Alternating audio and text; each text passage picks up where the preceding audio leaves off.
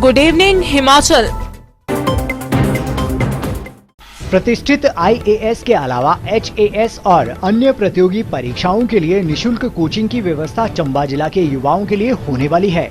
इस नई पहल को अंजाम दिया है आईएएस अधिकारी शिवम प्रताप सिंह ने, जो मौजूदा समय में चंबा उपमंडल में बतौर एसडीएम अपनी सेवाएं दे रहे हैं।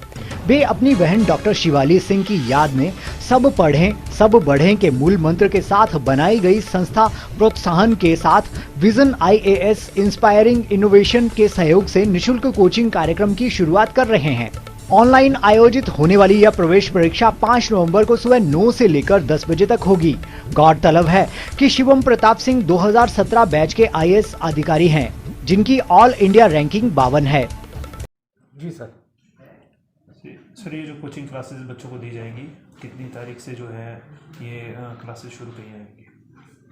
जी, अभी आपको थोड़ा सा ब्रीफ बता देता हूँ मैं। इसका ब्रीफ ये है कि ये एक प्रोत्साहन करके इनिशिएटिव है जो हमने नाहन से शुरू किया था, जहाँ पे मैं प्रोबेशन कर रहा था।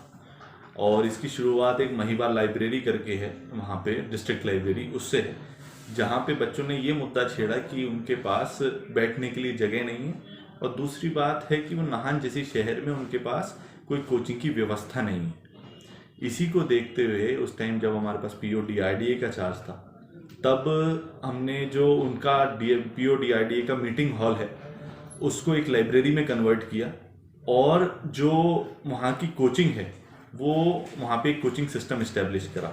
इनिशियली वहाँ पे मैं खुद पढ़ाता था, लेकिन बाद में हमने ग्रेजुअली एक विजन आईएएस, जो कि हिंदुस्तान की नंबर 1 आईएएस की एकेडमी है, उनके साथ कोलैबोरेशन किया और ऑनलाइन क्लासेस स्टार्ट करी। वहाँ पे उस टाइम पे करीब 900 बच्चे पढ़ते थे, जो कि 150 बच्चे करीब आईएएस की तैयारी करते थे, और बाकी बच्चे एसएससी की टीम के थ्रू हमारे जो बाकी एग्जाम्स हैं उनकी तैयारी करते थे। उसके एक्सपेंशन में उसके बाद फरवरी 2018 में ये शुरू हुआ था, और वो बढ़ते बढ़ते आज उसके 6ठा सेंटर चंबा में है। इसके बाकी सेंटर्स एक पंतनगर में है, एक काशीपुर में है, एक महुआ डाबरा में है, एक नदौन में है, और 6ठा सेंटर हमारा चंबा में है। जो इस मुहिम को स्टार्ट करने के पीछे बेसिक रीज़न ये है कि हमारा जो रूरल इंडिया है या फिर जो हमारे एस्पिरेशनल डिस्ट्रिक्ट्स हैं, वहाँ पे काफ़ी ऐसा यूथ है जिसके अंदर मेहनत करने की क्षमता भी है, टैलेंट भी है, परंतु गाइडेंस और पैसे के अभाव के होने के कारण वो इसको नहीं हासिल कर पाते। उदाहरण के तौर पे देखा जाए तो करीब 4 से 5 लाख रुपए साल का खर्चा होता है यदि आपको कोचिंग दिल्ली से करनी है तो। और ये कोचिंग जो हम प्रोवाइड कर रहे हैं फ्री में, ही अपने आप में इसकी एक बच्चे के लिए कॉस्ट 1,40,000 रुपीज़ है। तो इसमें हम विजन आईएएस वालों का भी धन्यवाद करना चाहते हैं कि वो अपनी ऑनलाइन क्लासेस हमें फ्री में प्रोवाइड कर रहे हैं। जहाँ तक कोचिंग का विषय है, तो कोचिंग के लिए चंबा में 5 तारीख को टेस्ट होगा, 9 से 10 होगा। जो बच्चे प्रोत्साहन IAS.com है, PROTSAHAN.com,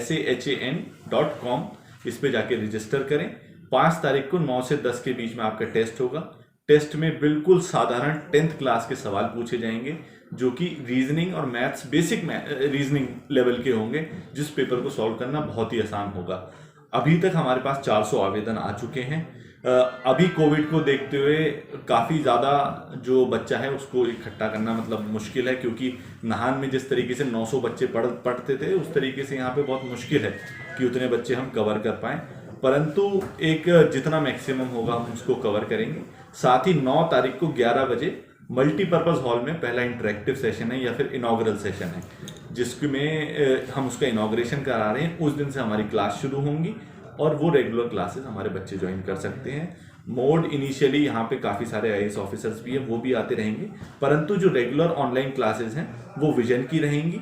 180 अराउंड क्लासेस हैं, 6 महीने का कोर्स है, जिसमें हमारे 5-6 बेसिक जो सब्जेक्ट्स हैं वो इंक्लूडेड हैं, और जो बच्चे इस पे एग्जाम को क्वालिफाई कर लेंगे उनको इसमें इंक्लूड किया जाएगा। Sir, timing is flexible.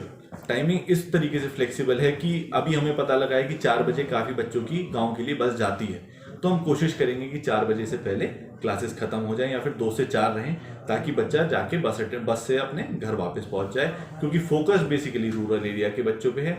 बाकी जो बच्चे सिलेक्ट होंगे वो इजीली इसमें आ सकते हैं। दिव्य हिमाचल टीवी के लिए चंबा से दीपक शर्मा की रिपोर्ट।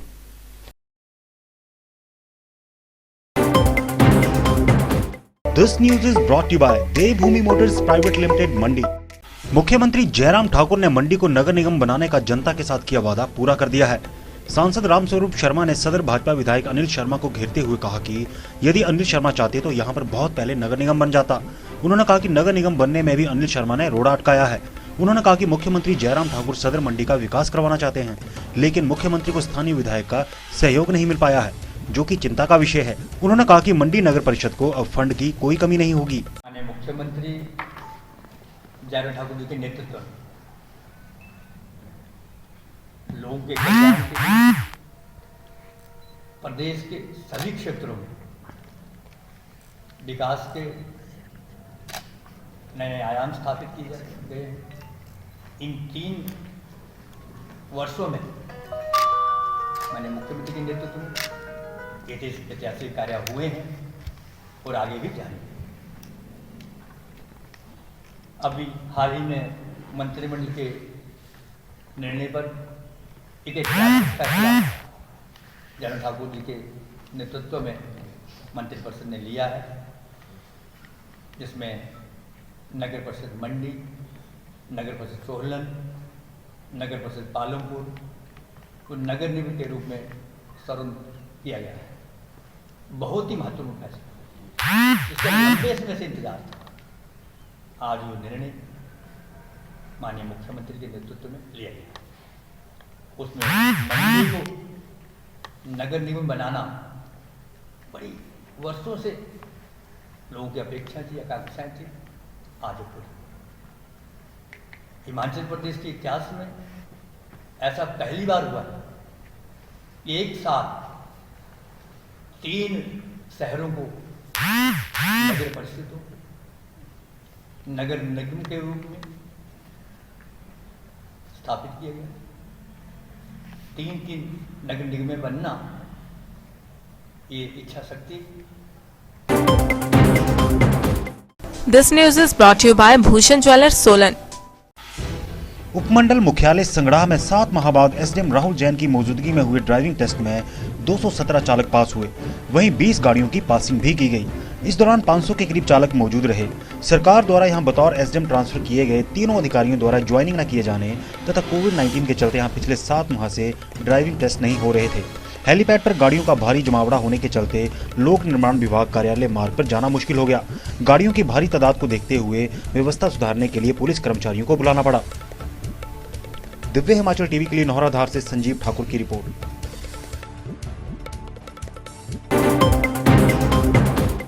धर्मशाला विधानसभा क्षेत्र के गांव डिक्टू में जायका द्वारा बनाई गई कूल किसानों के लिए वरदान सिद्ध हुई। बगलामुखी समूह की प्रधान अनीता देवी ने बताया कि पहले खेती करना बड़ा मुश्किल था, खेतों में पानी तक नहीं पहुंचता था, लेकिन जब से ये कूल का निर्माण हुआ है तब से किसानों की आमदनी भी बढ़ी है।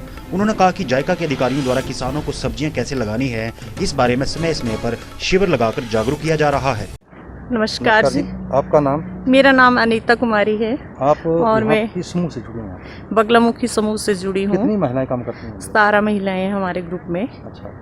और इससे पहले मतलब हम लोग महिला मंडल के साथ थे या दूसरे ग्रुपों के साथ थे, फिर हमारी जो कुल थी तो आज दिन तक किसी ने हमारी कुल के ऊपर ध्यान नहीं दिया। तो पानी की इतनी समस्या थी कि कहीं हमारे यहाँ आसपास में कोई आग ही लग जाए तो हमें पानी मतलब उसको बुझाने लायक भी पानी नहीं मिलता था। कच्ची कुल थी तो 1-2 महीने तो उसे सफाई में ही लग जाते थे। फिर हमने जायका प्रोजेक्ट के बारे में सुना। फिर वहाँ हमारे एक प्रधान जी हैं यहाँ गांव के, वो गए, उन्होंने बातचीत की। उसके बाद जायका के अधिकारी यहाँ आए और उन्होंने हमारा हाल जाना, देखा। फिर उसके बाद उन्होंने इसको आगे हेड ऑफिस में हमारे से एप्लीकेशन डाल के वहाँ भेज दिया। तो फिर 22.5 लाख की कुल हमें तैयार करके जायका ने दी। तब से सब्जियां तो हम पहले भी लगाते थे, उतना मतलब हमें तकनीकी नॉलेज भी नहीं था, हमारे पास बीज भी नहीं थे और उस ढंग से फिर पानी भी नहीं मिलता था, तो उतना हमें फ़ायदा नहीं होता था। थोड़ा बहुत लगाते थे अपने लिए खाने के लिए, तो मतलब उससे तो कोई कमाई तो होती थी नहीं, अपना पेट ही भर पाते थे। तो जब से जायका आया तो उन्नत प्रकार के बीज दिए, मशीनरी दी इन्होंने, साथ साथ में हमें ट्रेनिंग्स दी, जैसे मशरूम ट्रेनिंग्स दी, फिर सब्जियों को लगाने की, फिर इनमें साफ़ सफाई का ध्यान, कीड़ों मकोड़ों का, फिर पॉलीहाउस लगा के दिया। पनीरियाँ आसानी से अपने ही गांव में अवेलेबल हो जाती हैं। अब पॉलीहाउस मेरे पास ही है, तो टाइम टू टाइम मैं पनीरी देती हूँ और अपने गांव की औरतों को वहाँ से पनीरी भी वितरित करती हूँ। इस तरह से हमें बहुत सारे फ़ायदे हुए। और अब औरतें, जैसे पहले यही था कि एक औरत 10-20 हज़ार, अब एक औरत 50-60 हज़ार, कोई जिसका जैसे ज़मीन ज़्यादा, वो 1 लाख के 1.5 लाख के करीब भी अपनी इनकम साल में कर लेती है। धन्यवाद। हाँ जी।